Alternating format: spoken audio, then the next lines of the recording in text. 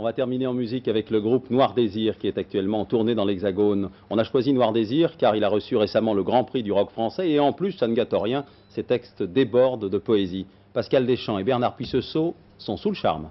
Voici tout de suite leur reportage.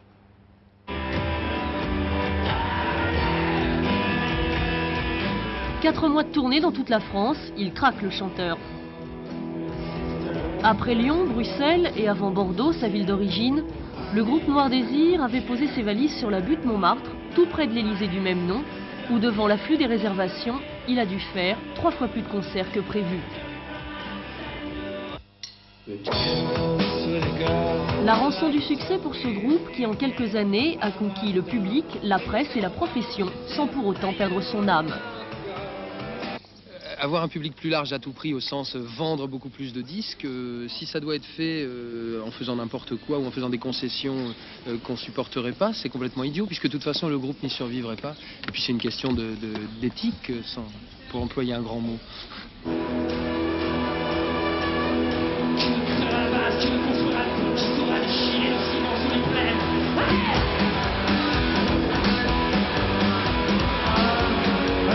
C'est au nom de cette éthique justement que le groupe met un point d'honneur à ce que le prix des places reste bas ou encore à continuer de tourner dans les petites salles qui les ont aidés à leur début.